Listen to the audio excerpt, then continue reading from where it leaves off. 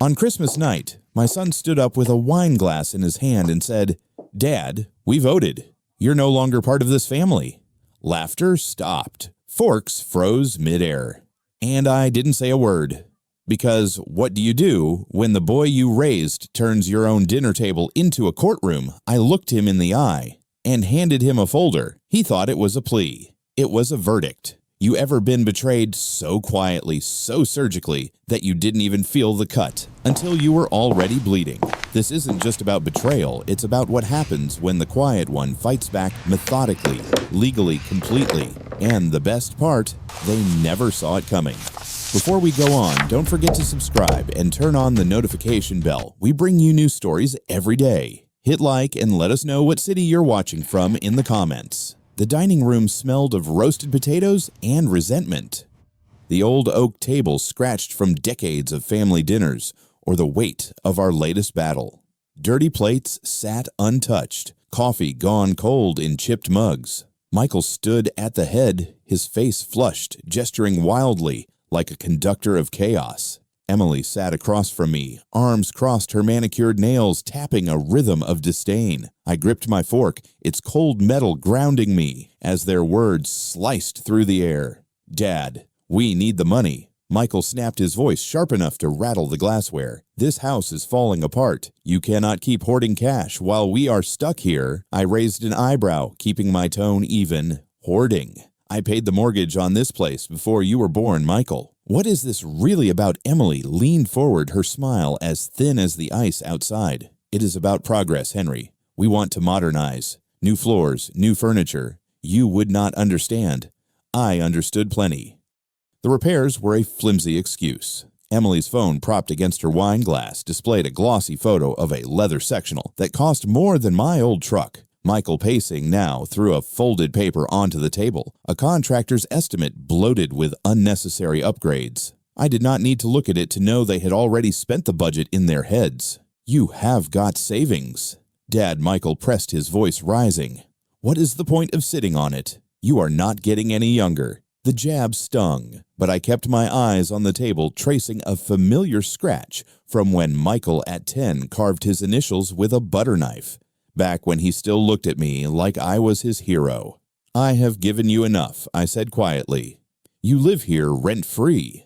That is more than most get." Emily scoffed, her laugh, a blade wrapped in silk. "Rent-free? This place is a museum, Henry. We are doing you a favor by staying." Michael slammed his spoon down, the clatter echoing. "You are so damn selfish. You think you are some saint, but you are just holding us back." The room fell silent, the kind of quiet that presses against your chest. I tightened my grip on the fork, my knuckles whitening. Not the first time he had raised his voice, but this felt different. Raw. Final. Emily's eyes glinted with triumph, like she had been waiting for this explosion. I could have shouted back, could have listed every sacrifice, the overtime shifts, the college tuition, the car I sold to buy his first junker, but words would not reach them. Not anymore. "Selfish," I repeated, letting the word hang. "That is what you think." Michael leaned closer, his breath hot with wine. "You are damn right. You are not needed here anymore, Dad. We can handle this place without you." The air shifted heavy with the weight of his words. Emily's lips twitched, barely hiding her satisfaction. I set the fork down, deliberate, and stood. My chair scraped against the hardwood, a sound that felt louder than it should. I looked at Michael, then at Emily. Their faces a mirror of greed and certainty. They thought they had won. "I see," I said, my voice steady despite the fire in my chest. "You have made yourselves clear." I turned my boots heavy on the floor and walked toward the hallway. Michael called after me, his tone mocking. "What? That is it. You are just going to sulk." I did not answer. The dining room door loomed ahead, its chipped paint a reminder of better days. As I reached for the knob, a single thought burned through the haze of betrayal. I had given him everything, my time, my dreams, my home. No more. The door clicked shut behind me, muffling their voices. I stood in the dark hallway, my pulse steadying. They thought they could break me. They were wrong. I would show them what selfish really meant. My bedroom was a time capsule, every corner holding ghosts of a life I had built and lost. The wooden bed creaked under me as I sat, the mattress sagging from years of restless nights. A single lamp cast a warm glow over the room, catching the dust on a framed photo of Elizabeth and Michael taken when he was 6. His gap-toothed grin stared back so different from the man who just screamed, "I was not needed." My fingers brushed the glass, trembling slightly. How had it come to this? The house was silent now, the kind of quiet that amplifies your thoughts. I opened the drawer of the bedside table, pulling out an old photo album, its leather cover worn smooth. Flipping through, I stopped at a picture of Michael at 16, holding a football, his eyes bright with dreams I had helped fund. I had sold my Chevy to pay for his college applications, telling Elizabeth it was just a car. She had squeezed my hand, her smile saying she knew better. We had both believed it was worth it. Another page, another memory. Michael's graduation. I had worked double shifts to cover his tuition, my back aching from long hours on construction sites. He had hugged me that day, his cap askew, promising to make me proud. I had believed him. Now the memory twisted like a knife. He had never said thank you, not once. And after Elizabeth's cancer took her 3 years ago, he drifted further, leaving me to rattle around this house alone, until Emily came along, her sharp ambitions sinking claws into him. I turned the page and found a folded receipt, yellowed with age. Tuition payment, $12,000, dated 2005. I had drained my savings for it, telling myself it was an investment in his future. My future, too. I thought someone to carry on the family name, to share the life I had built. Instead, he brought home Emily, her cold eyes sizing up the house like it was a prize to be claimed. She changed him, or maybe she just revealed who he had always been. The album snapped shut. I set it aside, my gaze falling on Elizabeth's photo. Her soft curls, her warm eyes, they had always steadied me. I tried. Liz. I whispered, my voice rough. I gave him everything. But trying was not enough. Not when he stood in my dining room, spitting venom egged on by a woman who saw me as an obstacle. The fork I had gripped earlier flashed in my mind, its weight a reminder of the anger I had buried. No more burying. I stood crossing to the window. Outside, snow fell in slow, heavy flakes, blanketing the street in white. The neighborhood was asleep, its Christmas lights blinking through the haze. I pressed my hand to the cold glass, my reflection staring back. Gray hair, tired eyes, but a jaw set with purpose. I had spent decades being the father who provided, who forgave, who waited. And for what to be told, I was not needed. A memory surfaced, Michael, maybe 8, slamming his bedroom door after I had grounded him. Even then, he had a temper, but he had always come back sheepish with an apology. That boy was gone. The man he had become did not deserve my patience. Neither did Emily with her calculated smiles and dreams of a life she had not earned. I picked up my phone from the nightstand. It screamed, glowing in the dim room. My thumb hovered over Tom's number. He would know where to start. Someone who had seen the world's ugliness and still came out swinging. The snow kept falling soft and relentless. I was not a victim. Not anymore. I had been their foundation for too long. It was time to build something new. The old oak smelled of whiskey and worn leather, its dim lights casting long shadows across the wooden paneling.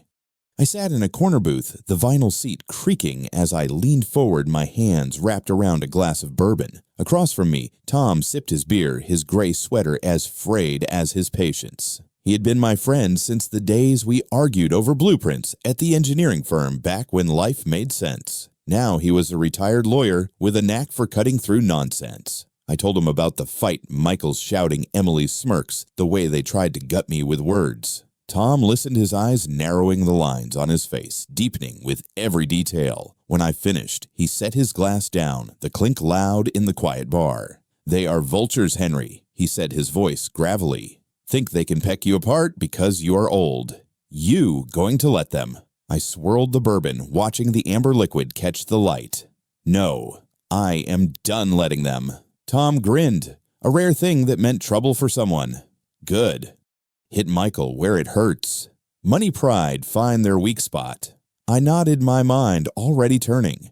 Michael was impulsive, always chasing the next shiny thing, a new car, a bigger television. Emily was worse. Her ego tied to appearances. Her Instagram feed a shrine to a life she could not afford. They thought they could bully me out of my own home. I would show them what a lifetime of planning could do. Legally, I added meeting Tom's gaze. No mistakes. He chuckled, leaning back, spoken like the guy who double-checked every contract I ever wrote. "You have got this, Henry. They do not know who they are messing with." I pulled a small notebook from my coat pocket, flipping it open. My pen scratched across the page, the word accounts standing out in sharp ink. Michael's finances were a mess. I had seen the late notices he tried to hide, the way Emily flinched when the credit card reader beeped too long. That was my starting point. "You are scarier than I thought," Tom said, raising his glass. "To justice." I clinked my glass against his, the bourbon untouched. "To consequences." The bar hummed around us, a low buzz of conversation and clinking bottles. A jukebox in the corner played some old country tune, the kind Elizabeth used to hum while cooking. I pushed the thought away. Nostalgia would not help me now. Tom leaned forward, his voice dropping. "You sure about this? Once you start, there is no going back." I met his eyes steady. They made their choice. Now I make mine. He nodded, a glint of respect in his gaze. "Then do not flinch. They will squirm when you tighten the screws." I tucked the notebook away, my fingers brushing the rough fabric of my coat. The plan was forming pieces, clicking into place like the blueprints I used to draw. I had been an engineer once, building things that lasted. This time I would build their downfall brick by careful brick. I stood tossing a few bills on the table. The bourbon sat untouched, its surface still. "Thanks, Tom. I will call you." He waved me off. "Do not call. Just do it." The door to the old oak groaned as I pushed it open, the cold biting at my face. Snow crunched under my boots, the streetlights casting a pale glow over the empty sidewalk. My breath clouded in the air, but my mind was clear. Michael thought he could erase me. Emily thought she could outsmart me. They had built their lives on my foundation, and I knew exactly where the cracks were. I walked on the snow, falling heavier now, each flake a reminder of the storm I was about to unleash. The kitchen was dark, save for the faint glow of my phone's flashlight cutting through the shadows. The oak table, usually a place for family meals, was now a battlefield of scattered papers, bills, receipts, a crumpled bank notice. Michael had left them out careless, as always assuming I would not notice. I moved quietly, my old sweater catching on the chair's edge as I leaned over the mess. Each document was a window into their world, and I was about to pry it open.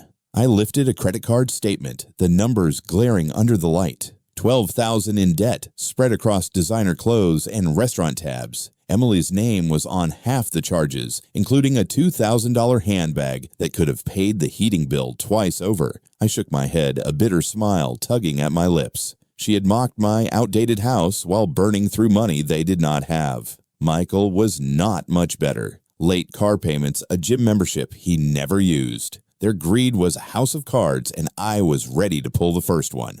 Have you ever been betrayed by someone you loved, yet found the strength to stand tall? Comment below with your story, or simply type 1 if you understand this kind of pain. My fingers paused on a bank notice, the word overdue stamped in red. They had missed 2 mortgage payments on a small condo they had bought as an investment last year. Michael had bragged about it at dinner, once saying it would make them rich. Emily had nodded, her eyes gleaming as she scrolled through photos of luxury lofts on her phone. Now the bank was threatening to foreclose. I scribbled the account number in my notebook. The pen scratched loud in the silent house.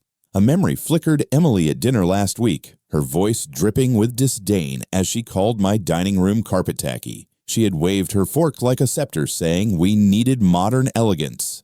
Michael had laughed, agreeing, while I had stared at the family photos on the wall, wondering when my son had stopped seeing this house as home. That carpet had been Elizabeth's choice, picked after hours of debate at the store. They wanted to rip it out, erase her, erase me. I froze, hearing a creak from the hallway. My heart thudded as I flicked off the flashlight, plunging the kitchen into darkness. The house was old, always groaning, but I could not risk being caught. I pressed myself against the counter, listening. Nothing. Just the hum of the fridge and the distant tick of the living room clock. I exhaled, my breath steadying. They were upstairs, probably asleep, oblivious to the trap they had walked into. I turned the light back on, flipping through more papers. A receipt for a wine club subscription, another for a spa day Emily had needed. Every line was a thread in the web they had spun, and I was mapping it out. My engineering days taught me to find weak points cracks in a structure that could bring it down. Their finances were crumbling, and I would make sure they felt every tremor. The notebook in my hand grew heavier with each note dates amounts, account numbers. I tucked the bank notice into my pocket, careful not to crinkle it. This was not just about money. It was about control, about showing them I was not the relic they thought. I had built this house, this life, and they tried to claim it without a fight. Big mistake. Another creak closer this time. Footsteps, slow and heavy, descending the stairs. Michael. I snapped the notebook shut, shoving it into my pocket as I slipped the papers back into their messy pile. The flashlight went off. I moved toward the kitchen door, my boots silent on the tile. My hand grazed the door frame, the wood cool under my fingers. I paused, listening as the footsteps stopped just outside. "Dad." Michael's voice groggy, suspicious. I did not answer. My pulse was steady, my mind sharp. They had given me the weapon I needed, wrapped in their own carelessness. I eased the door open a crack, the hinges silent from years of my maintenance. The hallway was dark, Michael's shadow looming at the far end. I slipped through, my breath held and melted into the shadows of the house I knew better than they ever would. The lawyer's office was a stark contrast to my home. Glass walls, gray carpet, the air sharp with the scent of coffee and ink. I sat across from John in my old coat draped over the chair, a folder of notes open in front of me. The Chicago skyline loomed outside its steel towers, glinting under a pale winter sun. John, in a crisp suit, scanned my scribbled figures, his pen clicking rhythmically. I had known him from my engineering days when we had sorted out contracts for the firm. He was sharp, discreet, and did not waste words. "You are sure about this, Henry?" he asked, his voice low, eyes flicking up from the page. "It is a bold move." I nodded, my hands steady on the table. "They crossed a line, John. I am taking back what is mine." He leaned back, tapping the pen against his chin. "All right, let us start with the will. You want Michael out completely." Completely. The word felt heavy. Final. A pang of guilt hit me. Michael was still my son. Still the boy who had once clung to my hand at the fair. But that boy was gone, replaced by a man who had spat in my face. I pushed the thought away, focusing on the papers John slid toward me. The first was a revised will naming a local charity as my beneficiary. The house, my savings, everything. Michael and Emily would not see a dime. I read it carefully, my old contract habits kicking in. Every clause was airtight, just as I had wanted. I signed the pen scratch, a quiet victory. The second document was a bank form freezing the joint account. Michael still used a relic from when I had helped him buy his first car. He had never bothered to close it, and now that laziness would cost him. John watched me, his expression unreadable. "You are cutting deep, Henry. They will feel this." They should have thought of that before I said, my voice calm, but edged with steel. I pulled out my phone, dialing the bank. A quick conversation, a few codes, and the account was locked. Michael would not know until he tried to use it, and I could already imagine his panic. We moved to the house next. John suggested a trust putting the property out of Michael's reach. "They cannot force a sale if you are the sole trustee," he explained, scribbling notes. "And if they try to push you out, this gives you a legal ground to stand on." I nodded, signing where he pointed. The house was my last bastion, the one thing I had built that still stood strong. I poured my life into it, every nail, every shingle, and I would be damned if they turned it into their personal ATM. The pen felt like a hammer, sealing their fate with each stroke. John stacked the papers, his tone softening. "You okay, Henry? This is not easy." "I know." I looked at him, my jaw tight. "It is necessary." They made their choice. He did not push. We shook hands, and I tucked the folder under my arm, the weight of it grounding me. As I stepped toward the door, my phone buzzed in my pocket. I glanced at the screen. Michael's name. A missed call. My pulse quickened, but I did not answer. He was already feeling the ground shift, even if he did not know why. The office door closed softly behind me, the city's hum swallowing the sound. I stood on the sidewalk, the wind biting through my coat. Snowflakes dusted my shoulders, melting into the wool. The folder in my hand was a shield, A weapon, a map to justice. Michael's call meant he was rattled, and that was just the start. I slipped the phone back into my pocket, ignoring the second buzz. Let him squirm. I had work to do. The living room glowed with the flicker of the television, some reality show droning in the background. Michael paced his phone, clutched like a lifeline, the screen's light casting shadows across his face. Emily lounged on the leather couch legs, crossed her calm, a stark contrast to his fury. I stood just outside, hidden in the kitchen's darkness. The door cracked open. My phone was in my hand, recording every word, every shout. They did not know I was listening, did not know the ground was crumbling beneath them. You see this. Michael thrust his phone toward Emily, his voice cracking, the accounts frozen. I tried to pay the car loan and it bounced. Bounced. Emily raised an eyebrow, her tone cool. Calm down, Michael. It is probably a glitch. Call the bank. I did. He flung a magazine onto the floor, its pages splaying across the rug. They said it is locked by the primary holder. That is Dad Emily. He did this. I pressed closer to the door, my knuckles white around the phone. The bank had worked fast, just as I had hoped. Michael's anger was raw, unfiltered, but it was Emily's reaction I watched for. She shifted her manicured nails, tapping the couch. Your father. Why would he bother? Because he is spiteful. Michael snapped, pacing faster. He has been sulking since we asked for the repair money. You heard him. He thinks he owns us. Emily's lips curved a slow, calculating smile. Then maybe it is time he leaves. This house is too big for him anyway. We could sell it, move somewhere better, somewhere modern. My chest tightened, but I kept still. The phone steady. Sell my house, the one I built with Elizabeth, where we had raised Michael, where her laughter still echoed in the walls. They were not just greedy, they were ruthless. I forced my breathing to slow, my engineer's mind clicking through their words, filing them away. Every syllable was evidence, fuel for the fire I was stoking. Michael stopped pacing, his shoulders slumping.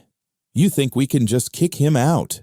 Emily leaned forward, her voice low, conspiratorial. He is old Michael, vulnerable. We will say it is for his own good. Find him a nice little apartment somewhere cheap. The house stays with us.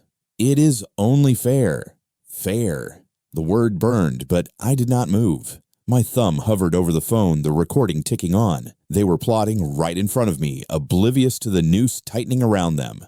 I had known they were selfish. But this was a new low. My home, my life, reduced to a stepping stone for their ambitions. Michael hesitated, running a hand through his hair. He will not go quietly. You know how stubborn he is. Then we make him. Emily said, her voice sharp now.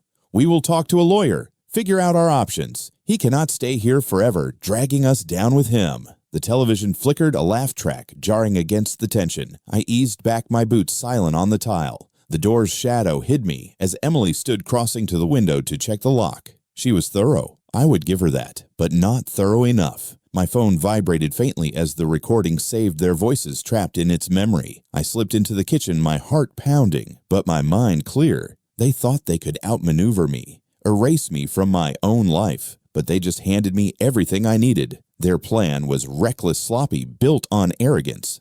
I would use it.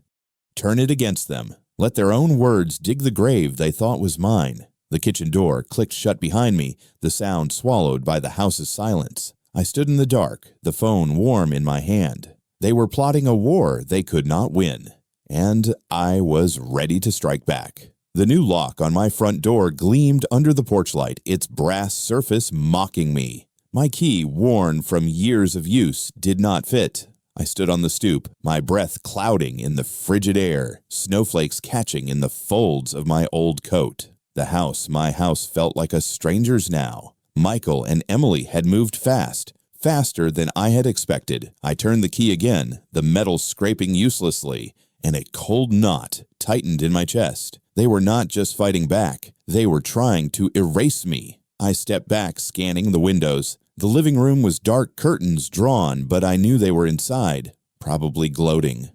Earlier that day, I had overheard snippets of their plan from a cousin's voicemail. Michael and Emily had hired a lawyer, claiming I was unstable, unfit to manage my own affairs. They had spread the story to relatives, painting me as a senile old man who had lost his grip.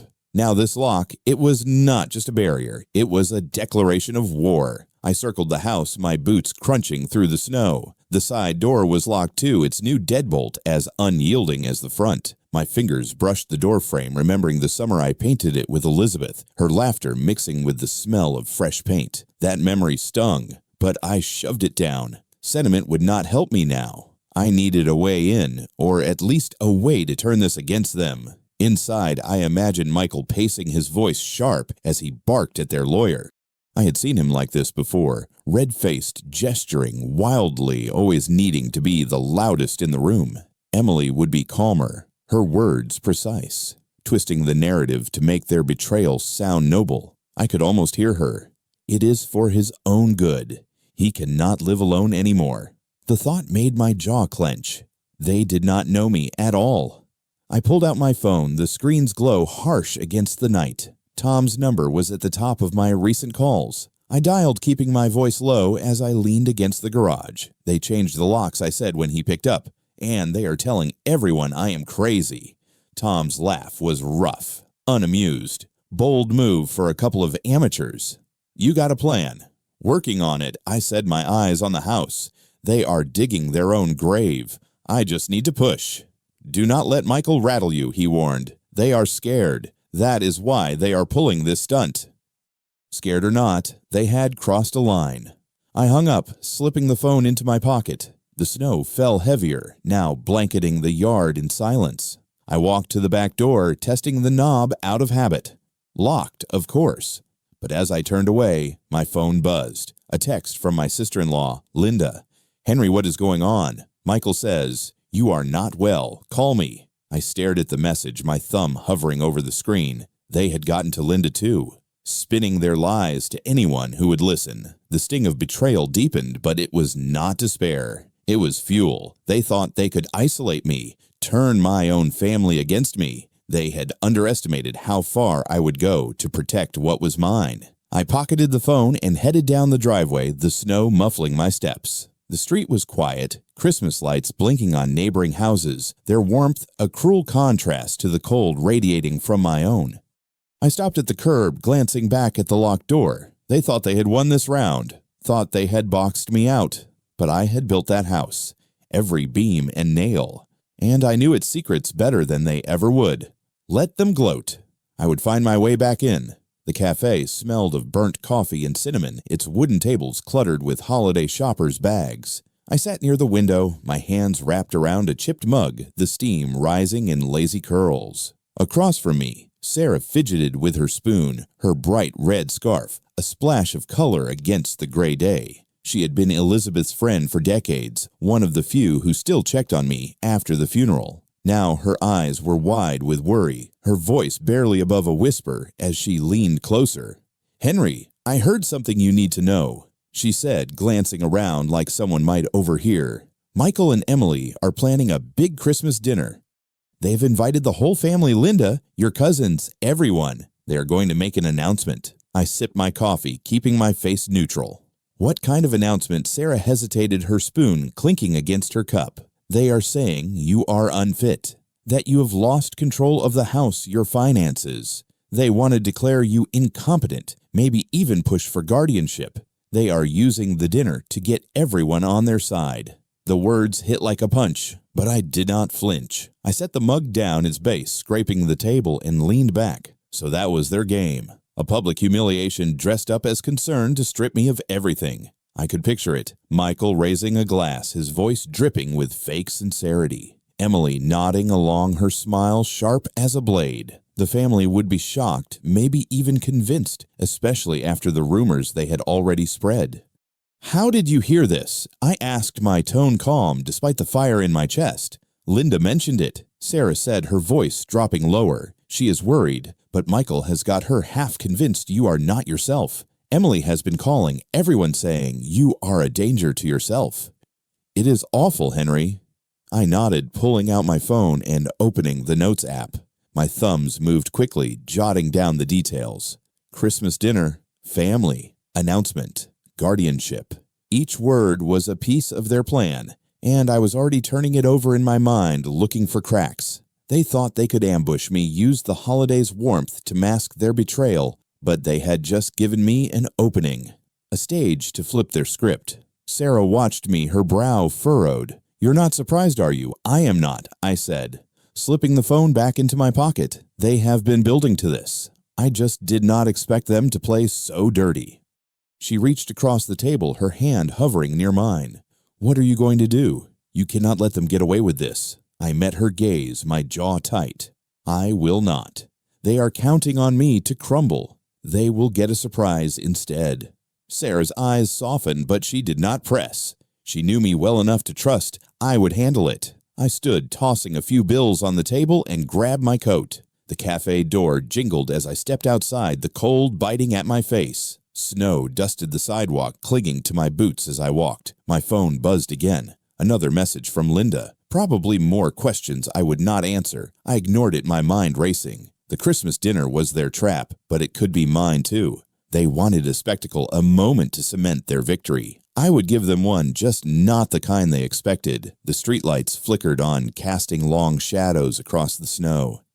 I checked my notes again, the words glowing on the screen. They had opened a door to their own downfall, and I was ready to step through. The lawyer's office was a fortress of glass and steel, its air thick with the hum of efficiency. I sat across from John, my folder open on the polished table papers, spread like a battle map. John adjusted his glasses. Scanning the documents, I prepared eviction notices for Michael and Emily, a court order to freeze their shared accounts, and a list of their debts meticulously cross-referenced. My engineer's precision had served me well, every detail accounted for, every loophole sealed.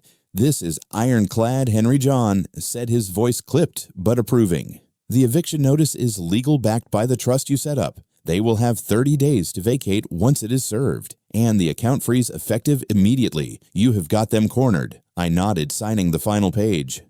The pen's weight felt like a gavel, each stroke a step closer to justice. "And the evidence," I asked, tapping the folder. Inside were recordings, bank statements, even screenshots of Emily's texts to relatives, all proving their intent to defraud me. I had spent nights compiling it. My dining room table, a war room of receipts and notes. John slid the folder into his briefcase. "More than enough. If they try to fight, this will bury them in court. You have done your homework." I leaned back the chair, creaking under me. Homework. That is what it felt like. Methodical, relentless. The way I had once tackled blueprints, but this was not about buildings. It was about tearing down the lies Michael and Emily had built around my life. The thought of my son, once small enough to fit in my arms, now scheming to rob me, brought a familiar ache. I pushed it down. Regret would not finish this. Next stop was the bank, a sterile box in the mall's heart, its gray walls lined with posters about savings plans. The young banker, his tie slightly crooked, typed furiously as I confirmed the freeze on Michael's accounts. "All set, Mr. Wilson." He said, his voice nervous, like he sensed the weight of what I was doing. I thanked him, tucking the confirmation slip into my folder. The numbers were locked now. No more designer bags for Emily. No more reckless loans for Michael. Back in John's office, we finalized the last piece, a letter to serve at the Christmas dinner outlining their eviction and the consequences of their actions. I slipped it into a plain envelope, its edges crisp, and placed it in my briefcase. The folder inside held everything: their debts, their lies, their recorded plot to oust me. It was my ace ready to be played when the moment came. John stood, offering his hand. "You are ready, Henry." "They will not see this coming." I shook his hand, my grip firm. They never did. Outside, the bank's glass doors swung shut behind me, the sound swallowed by the mall's holiday buzz. Shoppers hurried past, arms full of gift bags, while Christmas lights twinkled above. I stopped my briefcase, heavy in my hand, and looked at the decorations. They reminded me of Elizabeth, how she would hang lights on our porch every December. The memory softened me for a moment, but only a moment. Michael had chosen his path, and I had chosen mine. Snow fell as I stepped into the parking lot, dusting my coat. My breath clouded in the air, but my mind was clear. Tomorrow was Christmas Eve. The dinner, their grand stage. They thought they would humiliate me, rally the family to their side, but I had the folder, the letter, the truth. The lights blinked on their glow, reflecting off the snow. I tightened my grip on the briefcase. Let them set the table. I would bring the reckoning. The dining room glowed with candlelight, the scent of roasted turkey and pine mingling in the air. The old oak table was draped in a white cloth set with Elizabeth's china, each plate a silent nod to better days. Relatives and friends filled the chairs. Linda, my cousins, a few neighbors, their faces a mix of anticipation and unease. Michael stood at the head, a wine glass in hand, his smile as polished as the new watch on his wrist. Emily sat beside him, her posture perfect, her eyes glinting with quiet triumph. I sat opposite, my hands folded, a plain folder tucked beneath my chair. They thought this was their moment. They were wrong. Michael cleared his throat, the room falling silent except for the faint clink of forks. Thank you all for coming, he began, his voice loud. Practiced. This Christmas is special. It is about family, about moving forward. But there is something we need to address. I watched him, my face calm, though my pulse thrummed. The folder under my chair felt heavy, its contents a blade I had honed for weeks. Michael's gaze flicked to me, a flash of disdain crossing his features. He raised his glass higher, his tone hardening. Dad, we have talked about this. You are not well. This house, this life, it is too much for you. We have voted as a family. You are no longer part of it. It is time for you to leave. A gasp rippled through the room. Linda's hand flew to her mouth, and my cousin Mark leaned forward frowning. Emily's smile widened thin and sharp as she nodded in agreement. The guests shifted, whispers breaking the silence, their eyes darting between Michael and me. They had heard the rumors, Michael's lies about my instability, and now they waited for my collapse. I stood slow and deliberate, my chair scraping the hardwood. Every eye was on me, the air thick with expectation. Is that so, Michael? I said, my voice steady, almost soft. You have decided I am done. He smirked, emboldened. It is for your own good, Dad. You will thank us later. I reached under the chair, pulling out the folder. Its plain cover drew curious glances, but Michael's confidence did not waver. Emily leaned closer to him, whispering something, her fingers brushing his arm. I stepped forward, holding the folder out to him. A parting gift. Then I said, my tone light, but edged with steel. Open it. Michael hesitated, his smirk faltering. He took the folder, his fingers brushing the paper as if it might burn. The room was silent now, the candles flickering, casting shadows across his face. He flipped it open, his eyes scanning the first page, an eviction notice bold and unyielding, addressed to him and Emily. His breath caught. His hand trembled as he turned to the next document, a court order freezing their accounts, followed by a detailed list of their debts, their lies, their recorded plot to defraud me. What is this? He shouted, his voice cracking. The folder slipped paper scattering across the table, landing near the turkey platter. You cannot do this. I already have, I said, my gaze locked on his. You thought you could take my home, my life, and call it yours. Read the rest. It is all there, your debts, your plans, your words. Emily snatched a paper, her face paling as she read. This is a lie, she snapped, but her voice shook, her composure crumbling. The guests leaned closer, reading over her shoulder, their whispers turning to murmurs of shock. Linda stood grabbing a page, her eyes wide as she saw the truth. Screenshots, Emily's texts, the recording transcript, the bank notices. Michael, is this true? Linda asked, her voice sharp. You tried to sell his house. He stammered, his glass clattering to the table, wine spilling across the cloth. It is not what it looks like. I stepped back, letting the chaos unfold. The folder was my weapon, and it had struck true. Emily's eyes darted to the guests, seeking allies, but found only disbelief. Michael's face was red, his hands shaking as he tried to gather the papers. I stood still, my heart steady, the weight of years lifting. They had set the stage, but I had rewritten the ending. The front door loomed in the distance, its frame outlined by the hallway's dim light. Someone pointed to it, their voice lost in the growing clamor. I did not move, my eyes on Michael. He thought he had broken me. Now he was the one breaking. The dining room was a storm of voices, the once orderly table now a mess of spilled wine and scattered papers.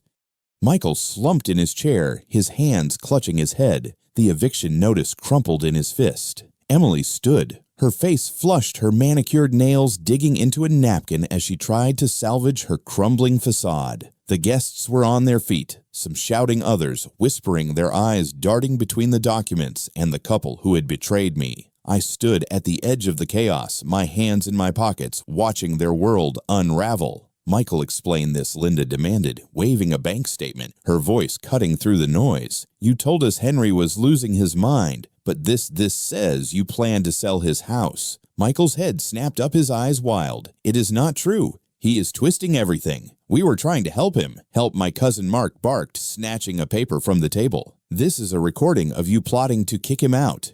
You called him a burden. Emily stepped forward, her smile forced her voice trembling. Everyone, please calm down. There has been a misunderstanding. We only wanted what is best for Henry. Best Sarah Elizabeth's old friend stood, her scarf slipping as she pointed at Emily. You lied to us. You spread rumors, said he was crazy, all so you could steal his home.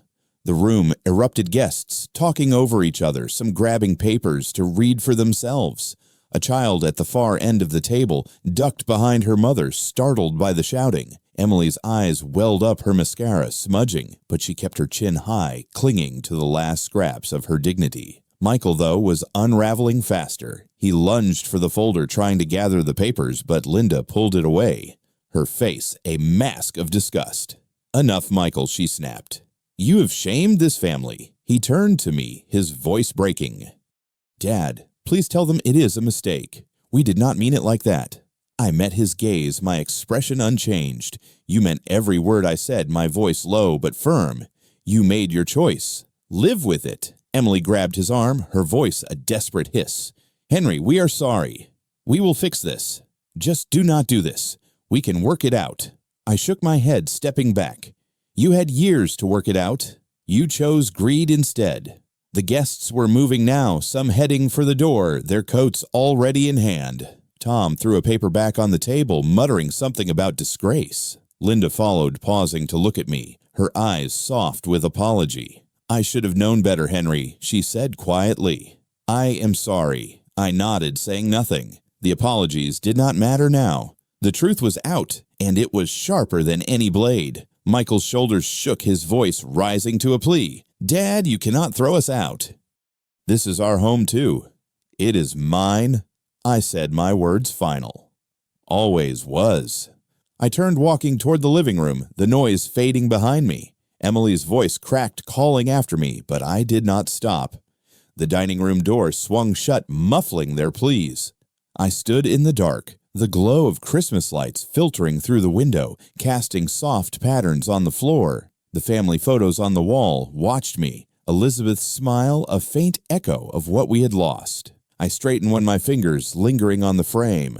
Outside car doors slammed, engines starting as guests left. The house grew quieter, the storm subsiding. Michael and Emily were still in there, begging, bargaining, but it was over. They had built their trap, and I turned it on them. The front door creaked open, then slammed shut, the sound sharp in the silence. I did not look back. They had made their bed. Now they would lie in it. My new apartment was small, its bare walls still unfamiliar, but the wide window offered a view of the Chicago skyline, its lights winking through the falling snow. I sat at a simple desk, a single lamp casting a warm glow over a blank sheet of paper. The pen in my hand felt heavy, not with ink, but with the weight of what I needed to say. Boxes lined the room, some unpacked, others holding pieces of a life I had left behind. A photo of Elizabeth rested on a shelf, her smile steadying me as I began to write. The house was gone, sold for a good price to a young family who would fill it with new memories. I had walked away with enough to start over here in this quiet space where the past could not cling so tightly. The sale had been quick, the paperwork final, each signature a step toward freedom. Michael and Emily had vanished after that Christmas dinner, their belongings cleared out before the eviction notice's deadline. I had not heard from them since, and I did not expect to. Some bridges burned clean. I pressed the pen to the paper, the words coming slowly. Michael, I wrote, my handwriting steady despite the ache in my chest. I have spent years wondering where I went wrong, what I could have done to keep you close, but you chose your path, and I had to choose mine. I forgive you not because you deserve it, but because I need to move on. This is goodbye." The words were simple, but they carried everything. The love I had once had, the betrayal that broke it, the peace I was claiming now. I folded the letter, slipping it into a plain envelope. My fingers brushed the paper, lingering as I set it on the desk. Forgiveness was not for them. It was for me, a way to shed the last of their weight. I had carried them long enough. Outside, the snow fell in slow, heavy flakes, blanketing the city in silence. I stood crossing to the window, my reflection faint against the glass. The skyline stretched before me, its sharp edges softened by the storm. I had built a life once in a house filled with laughter and dreams. That life was gone, but I was not. I was still here, still standing, with years left to shape something new. A box by the door held a few keepsakes, Elizabeth's favorite scarf, a drawing Michael had made at 6 a contract from my engineering days. I would unpack them later when the time felt right. For now, I let the quiet settle. The apartment's stillness, a contrast to the chaos of those final weeks. The Christmas dinner played in my mind, Michael's shout, Emily's tears, the guests' shock, but it was distant now, like a story I had heard rather than lived. I picked up the envelope, tucking it into my coat pocket. The post office was a short walk, and I would mail it tonight. Let it carry my words into the void. Michael might read it, might not. It did not matter. I had said what I needed to say. The desk lamp flickered its light, catching the snow outside, each flake a tiny spark in the dark. I grabbed my coat at the envelope, crinkling as I pulled it on. The apartment door clicked shut behind me, the sound soft but final. The hallway was empty, the building quiet. But the city waited beyond, alive with possibility. I stepped into the elevator, my boots leaving faint wet prints on the floor. The snow would keep falling, covering the old paths, making way for new ones. I was ready to walk them. And as I stepped out into the wind, I realized something simple. Forgiveness does not mean forgetting. It means choosing not to carry the fire that burns you. I had spent so long clinging to what was broken, trying to fix people who did not want to be fixed, holding on to a house, when what I really missed was the love that had once lived in it. But healing, I learned, is not about going back. It is about moving forward on your own terms. If you have ever felt like the world turned its back on you, if you have ever had to rebuild from nothing but your own strength, then maybe you understand. I would love to hear your story. What did you let go of, or what did you reclaim? Share it with me in the comments below. This channel is a place for real stories, for resilience, for truth. If you found a piece of yourself in this journey, please like this video, share it with someone who needs it, and subscribe to the channel. And if you want to hear more stories like this, tap the bell so you never miss a chapter. Comment down below, "My life is mine." A declaration, a reminder, a step. Thank you for listening, and until next time, take care of yourself. I will meet you again in the next story.